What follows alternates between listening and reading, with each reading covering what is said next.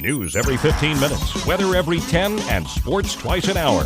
Newstalk, KGVO, AM 1290 and now 101.5 FM. You're listening to Montana Morning with Peter Christian.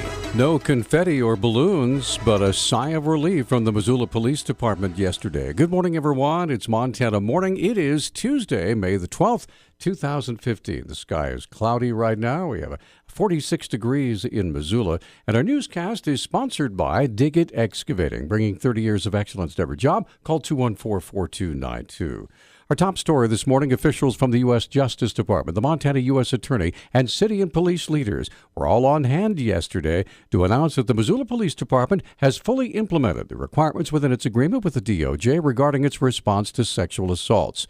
Vanita Gupta, head of the DOJ's Civil Rights Division, was in Missoula and laid out the terms of the agreement. The DOJ entered into the agreement with the MPD in May of 2013 as part of a multi-pronged and integrated investigation into the response to sexual assault by the Missoula Police Department, the county attorney, and the University of Montana, including its campus police force. Then Gupta gave the good news that Missoula officials have been anticipating for several weeks. The Missoula, Montana Police Department has fully implemented its agreement with the Department of Justice to improve the police department's response to sexual assault. The independent reviewer has determined, and the DOJ has agreed, that the Missoula Police Department has successfully implemented all of the reforms that are set forth in the MPD agreement with the Department of Justice. Gupta said the entire country can now look to Missoula, Montana as a model for addressing the issue of sexual assault investigations. To the entire Missoula community, we thank you for your support for this collective work, this groundbreaking work to chart a new path forward. It is work that we will be holding up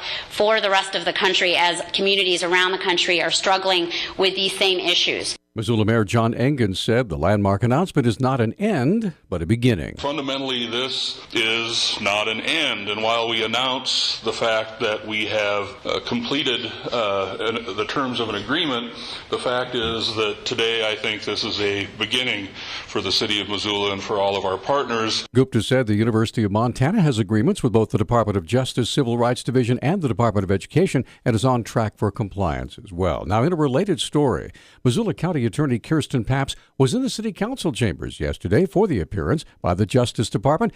However, she wasn't invited to speak to the press regarding her department's compliance with its own agreement. Papps told KGVO News yesterday she has worked hard to foster a good working relationship with the DOJ since she took office. We meet with the detectives of the SBU on a weekly basis. We've opened up our daily staff meetings to law enforcement so that we can talk with them. We have much better communication with victims as well as a result of implementing the agreement. One question from the press to Vanita Gupta asked if prosecutions by the county attorney are keeping pace with the increasing number of sexual assault reports. Gupta said she was satisfied with the reports so far from the county attorney's office. For her part, Papps said it's simply too early to offer a definitive report on the number of prosecutions. I just think it's too early to tell any significant trends in prosecution. We'll continue to work with the police department and work with the attorney general on that. And as soon as we get some identifiable trends, we're going to make a point to share that with the public. But right now, it's just too early to call. Papst's predecessor, Fred Van Valkenburg, openly defied the Justice Department from the very beginning of its investigation, denying its demands for access to his office's files regarding sexual assault investigations. The rift between the two agencies was finally resolved when Van Valkenburg filed suit in federal court, and Attorney General Tim Fox worked out a resolution agreement in June of 2014. This just in a moment ago, ABC Fox Montana is reporting a house fire in Alberton that has made 3 people homeless. A reporter on the scene says on their Facebook page that the school superintendent is considering shutting down the school there in Alberton for the day. We'll try to get more details as they become available. Again, that's in Alberton. A child burned in a Billings garage fire over the weekend is in critical condition, and Billings fire marshals are still investigating the cause. The Billings Gazette reports that the child and an adult man were injured when an explosive fire broke out Friday night in the garage of a home northeast of downtown Billings. A local contractor died while working on a carpet installation project in Glacier Park. Here's spokesperson Denise Germain said the incident occurred on Saturday. There was a local contractor working on a carpet installation project at the Lake McDonald Lodge, and it is believed the gentleman died of natural causes. Germain provided more details on the fatal incident. We got a call through our dispatch center from someone at the lodge that there was a man that was unresponsive and was not breathing, and our rangers responded, and they did perform CPR, but the man was declared deceased through medical control. Cooperating agencies assisting with the incident included Flathead County Sheriff's Office, Three Rivers EMS Ambulance and Rescue, and Glacier National Park lodges. The man's name has not been released.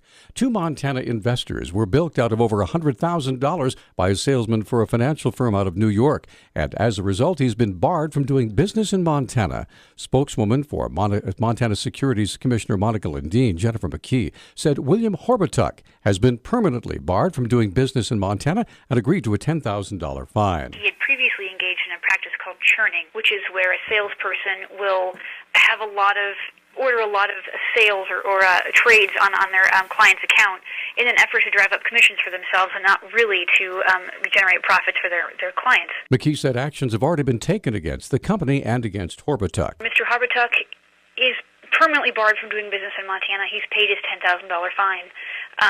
We also asked PHX to pay a $30,000 fine and pay more than $132,000 to the Montana victims when all of those fines have been paid.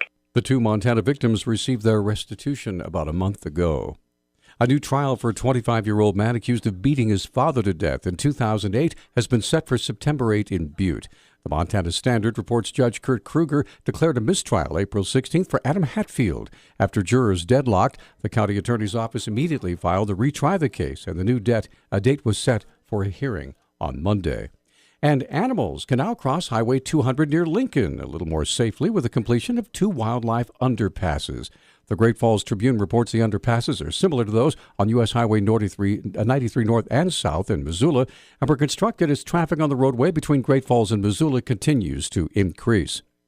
Transportation officials say over 2,300 vehicles a day travel on the highway that passes through Helena National Forest and is near the Scapegoat Wilderness and water sources that make the area popular for wildlife. The number could rise to almost 4,000 by the year 2034. Our News Talk time now is 6:12. News Talk, KGVO. Missoula's official weather station. Partly to mostly cloudy skies today with a chance of a shower and thunderstorm this afternoon. Highs will top out in the mid-60s. Tonight, a few showers and isolated thunderstorms, lows dropping into the low 40s. I'm meteorologist Brooke Foster for KECI 13.